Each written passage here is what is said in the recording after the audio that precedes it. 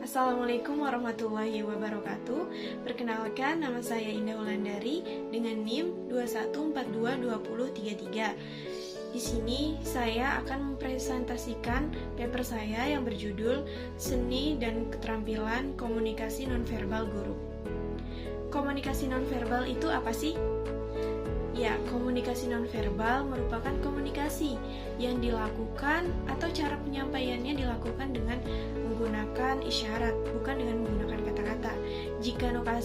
Jika komunikasi verbal dilakukan dengan menggunakan kata-kata, maka sebaliknya, komunikasi nonverbal dilakukan dengan menggunakan isyarat seperti bahasa tubuh, kontak mata, kemudian raut wajah atau ekspresi wajah, dan juga bisa menggunakan sentuhan.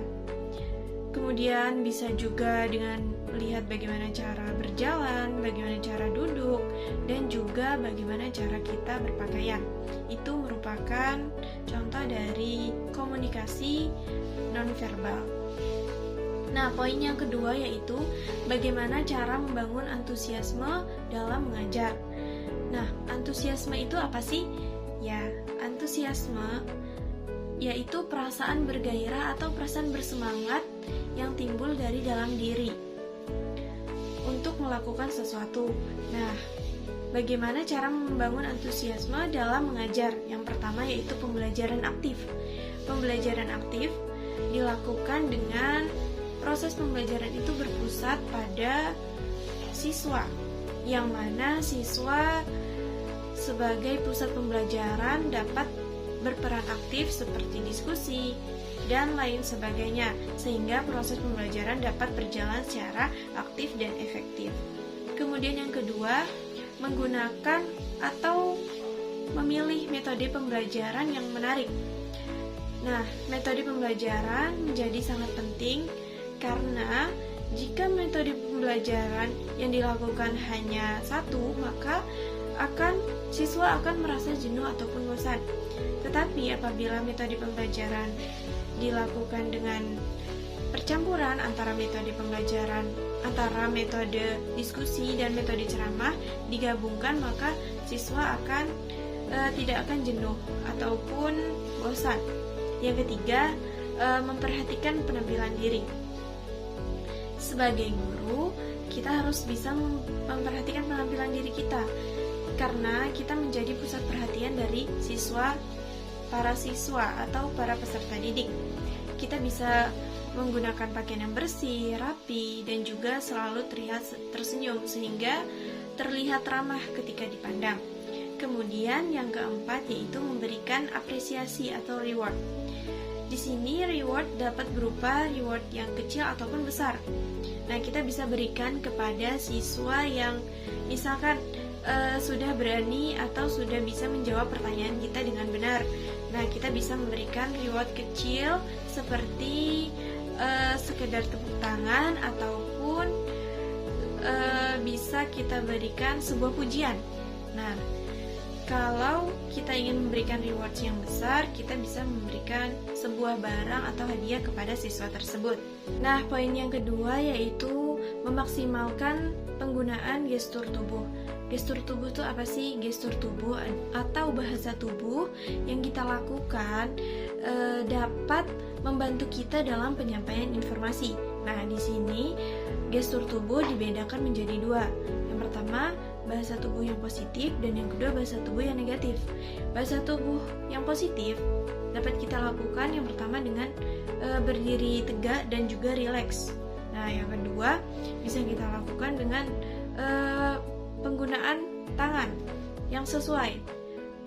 Seperti contoh dari motivator hebat Indonesia yaitu Bapak Mario Teguh, ketika beliau menyampaikan motivasinya, beliau mengatakan sesuatu yang besar, maka tangan beliau akan membentuk lingkaran besar seperti itu.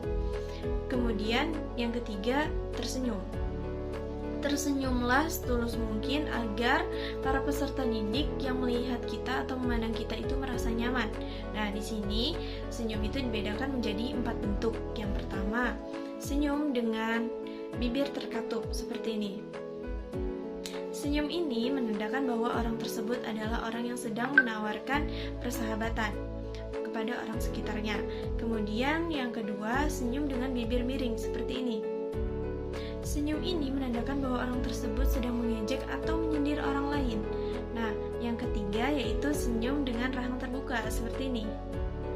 Senyum seperti itu menandakan bahwa itu adalah ekspresi bahagia dan juga ekspresi bahwa orang tersebut sedang meminta sebuah dukungan. Nah, yang keempat, senyum dengan mata melirik ke samping atas seperti ini.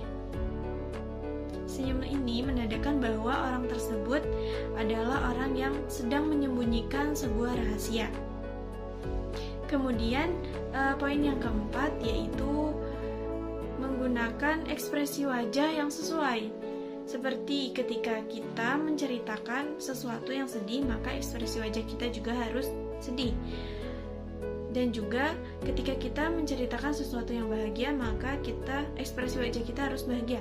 Jangan ketika kita menceritakan ekspresi sedih tetapi wajah kita bahagia. Nah, itu merupakan sesuatu yang salah. Selanjutnya adalah bahasa tubuh yang negatif. Nah, bahasa tubuh yang negatif di sini dibedakan menjadi 4. Yang pertama, ketika seseorang berbicara di depan umum, itu meletakkan tangannya di dalam saku. Nah, hal ini menandakan bahwa orang tersebut adalah orang yang tertutup dan suka menyembunyikan sesuatu. Nah, yang kedua yaitu meletakkan tangan di belakang pinggang. Meletakkan tangan di belakang pinggang ketika berbicara di depan umum, hal ini menandakan bahwa orang tersebut adalah orang yang tidak terbuka. Dan yang ketiga yaitu berdiri dengan bertumpu pada satu kaki. Nah, ketika kita berbicara di depan umum, sebaiknya hal ini perlu dihindarkan karena hal ini menandakan bahwa orang tersebut adalah pribadi yang pemalas dan tidak siap dalam penyampaian materi. Nah, yang keempat yaitu terlalu sering menggaruk kepala atau hidung. Ini merupakan bahasa tubuh yang negatif atau bisa disebut juga filler nonverbal. Poin yang ketiga yaitu menggunakan kemampuan bicara ekspresif guru. Nah, bicara komunikasi ekspresif atau bicara ekspresif ini kita bisa mengambil contoh apabila seorang guru mempunyai anak didik yang mengalami kecelakaan, maka guru tersebut akan datang ke rumah peserta didik tadi. Kemudian secara verbal guru akan menyampaikan harapan dan doa-doa seperti mendoakan agar siswa tersebut lekas sembuh dan bisa beraktivitas seperti biasanya. Kemudian secara ekspresi nonverbal, guru bisa memberikan sentuhan atau mengusap kepala peserta didik tersebut. Nah, di sini dapat disimpulkan bahwa komunikasi ekspresif guru itu adalah ekspresi yang saling mendukung antara komunikasi ekspresif verbal dan juga komunikasi ekspresif nonverbal guru. Seperti itu.